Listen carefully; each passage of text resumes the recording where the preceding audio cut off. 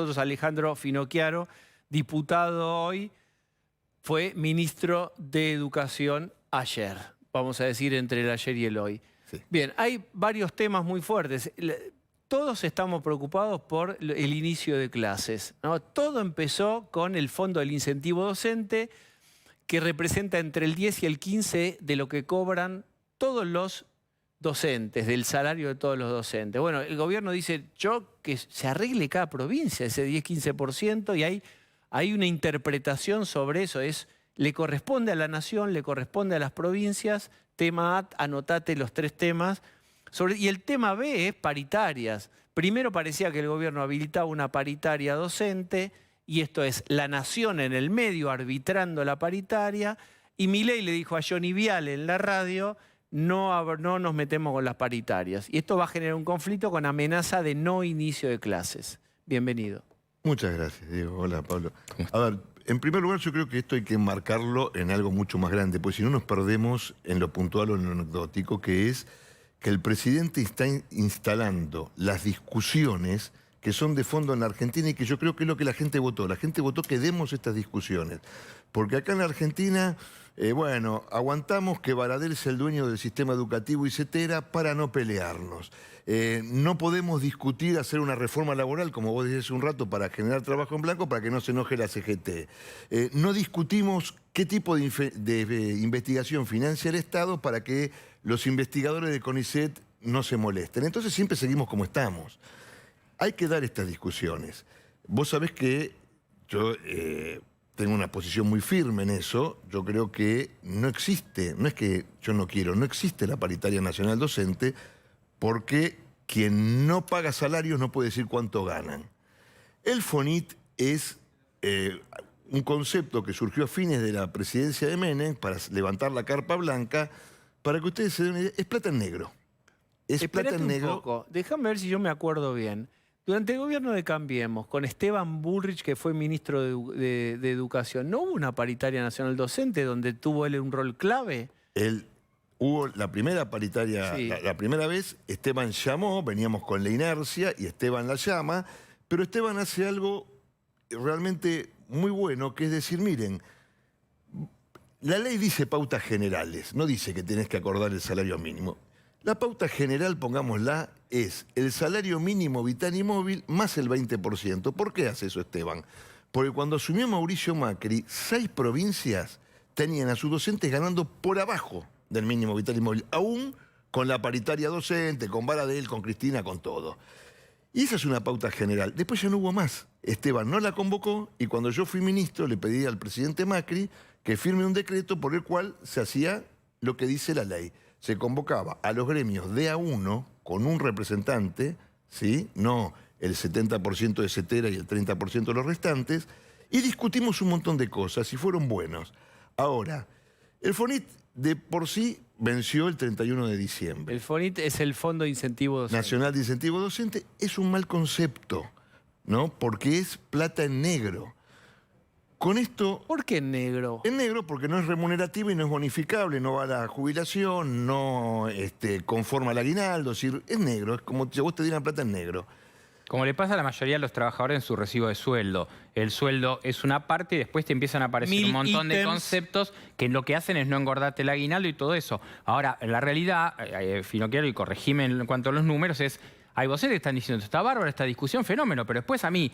En general me bajan 28.000 pesos como mínimo en cada recibo de sueldo. Un poquito más. Estamos bueno, hablando por del eso, fondo, como mínimo, yo te digo lo que me dice el gobernador, 28.000 pesos a cada docente que le va directo encima. Pero por eso, Pablo, yo estoy diciendo que hay que dar esta discusión.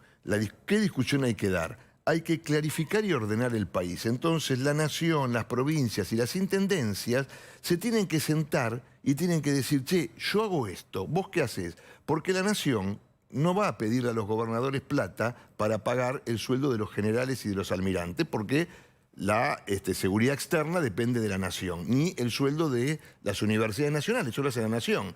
Entonces, ¿qué pagan las provincias? Si las provincias tienen que pagar el salario docente, tienen que pagar el salario docente, porque además el FONIT es verdad que representa entre el 10 y el 15%, pero tampoco es el salario docente. Está bien, pero yo lo que digo es, la discusión está válida darla y darlo vuelta y transformarlo en cualquier otra cosa. Ahora, no lo des cortando el chorro, como está pasando en este caso o como pasa en el caso del transporte, podría pasar en el caso del transporte. Yo lo que digo es, la estrategia de Milei es corto el chorro y después negocio.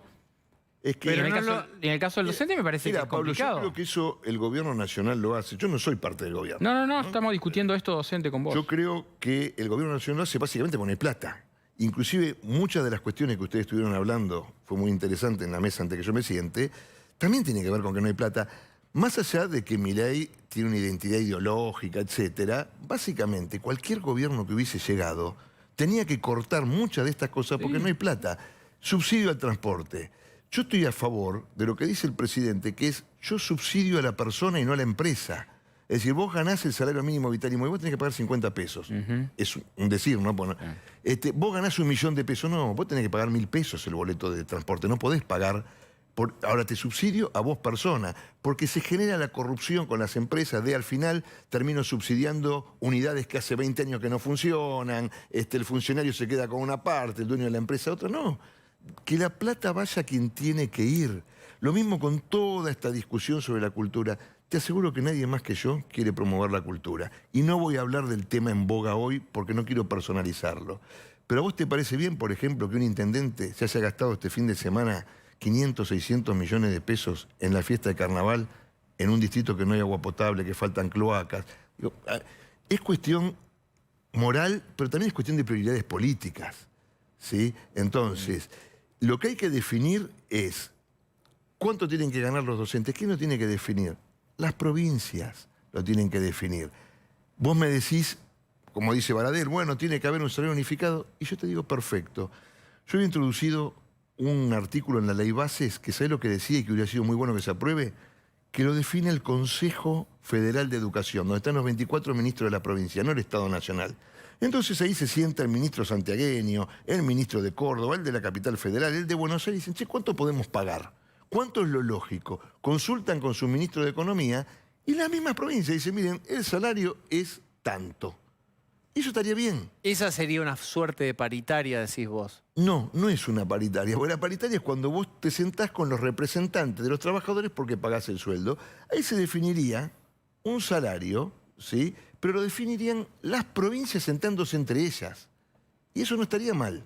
Bien, Baradel, que no hizo ningún paro en el gobierno anterior, a pesar de la paliza en los ingresos, ahora habla, a ver. Hablan de esencialidad de la educación, pero en el momento de sostenerla, de financiarla, hacen todo lo contrario, recortan. Si eso no una venganza al tema de los gobernadores, es en materia de interpretación. Ahora, lo que yo te tengo que decir es que nosotros nos reunimos con el secretario de Educación, Torrendel, del secretario de Educación de la Nación, y con el secretario de Trabajo de la Nación, Yacim, y los dos plantearon que nos iban a convocar a paritarias y que se iba a mantener el tema del incentivo docente. O sea, lo que nos dijeron en una reunión después no es lo que está haciendo el tema del gobierno nacional. Bien, a propósito de esto, hay una versión acerca de que por DNU caracterizaría a la educación como actividad esencial el presidente. ¿Va a salir eso? Bueno, eso es algo que estaba... Ya está. Está en el DNU. Sí, está en el DNU, que digamos, salió en diciembre. Y estaba en la ley ómnibus también. Eso, el bloque PRO lo había pedido en la ley ómnibus, sí. Y yo tengo un proyecto que presenté en el 2022, que ahora va a perder estado parlamentario y lo voy a volver a presentar, que es un proyecto más complejo, más completo, sí. ¿no? Ahora, la discusión de que vaya en un DNU puede llegar a tener efecto de que inmediatamente se judicialice, con lo cual creo que lo que debería hacer el gobierno es apuntar a, como va a pasar ahora, la ley ómnibus se corta en 8 porciones, 6 porciones, y va, y una sea esa. Estamos hablando, inclusive estamos hablando con los radicales, con la coalición cívica, con la Libertad Avanza, ellos lo han firmado, porque acá lo que estamos hablando, esto es muy cínico lo que dice Baradel. Sí, totalmente. ¿Por qué? Porque si para ellos la educación es tan importante, que discutamos con los chicos adentro de las aulas. Pero estuvieron, escuchame, los pibes encerrados, sin clase, atrofiando la cabeza, atrofiando los músculos. Diego, ¿cuánto se postergó el encierro? Es decir, no hay autoridad moral. Déjame, tengo que acelerar.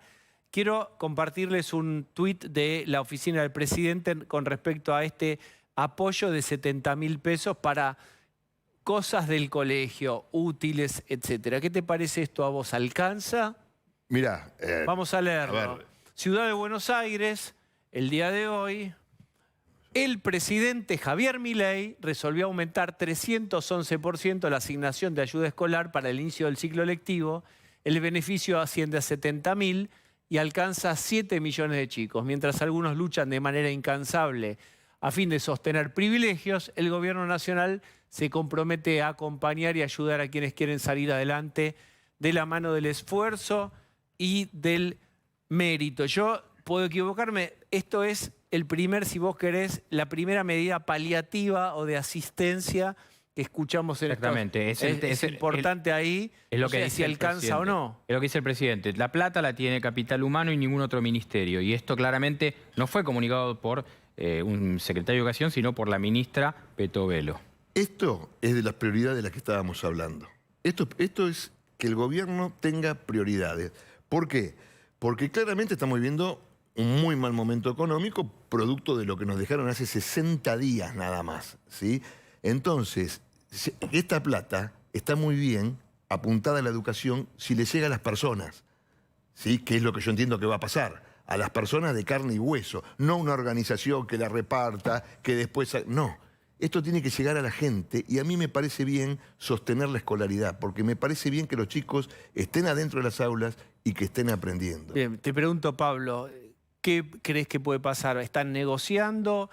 ¿Corres riesgo real el inicio de clases? Sí, corre riesgo real porque vos hablás no solo con los gremios, con lo cual yo coincido con lo que decían ustedes de Baradel, sino que hablás con los gobernadores y los gobernadores te dicen, acá no empiezan las clases. Entonces me parece que el presidente ahí tiene una cuestión de mostrar hasta dónde va a acelerar y dónde va a frenar. Claramente Baradel va a tratar de parar, pero hay otros gremios que en los cuales puede negociar, como pasa en la ciudad, por ejemplo. Mira, Bien. hay un Sí. gran fenómeno que fue en la pandemia, padres organizados, que para ser justos son madres organizadas, ¿no? Porque Sí. cada tanto veo un hombre, yo me junto Yo vi mucho con padres, ellos. sí, pero seamos sinceros, la gran mayoría son las madres, ¿no?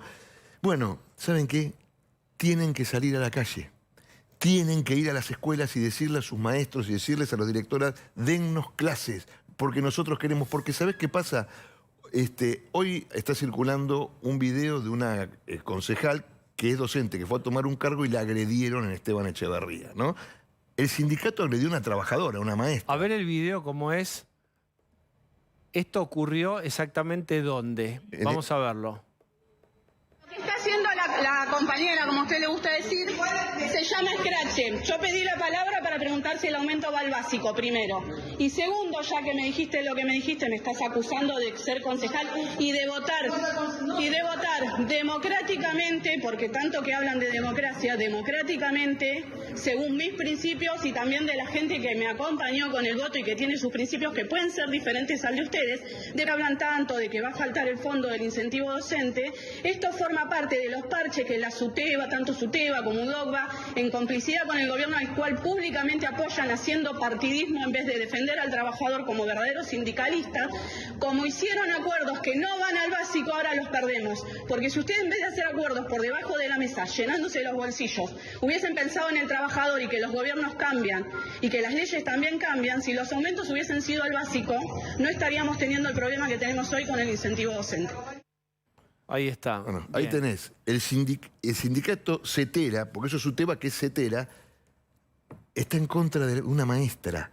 De hecho, yo hablé con Paula hoy y me dijo que generó mucho miedo eso y que las que se solidarizaron con ella iban a verla. ¿Cómo pueden tenerle miedo a quien se supone que las van a defender? Entonces, yo defiendo a los docentes, yo defiendo a los padres, yo defiendo a la familia y defiendo a los chicos que se tienen que educar. Las escuelas abiertas y después discutamos. De hecho, hay que salir de esta lógica de que el 1 de febrero empezás a discutir. ¿Sabes cuándo hay que discutir el salario docente? Discutirlo en abril, discutirlo en mayo. Porque si no, siempre tenés esta extorsión de que no empiezan las clases. Bien. Finocchiaro, gracias por haber No, venido. gracias a ustedes.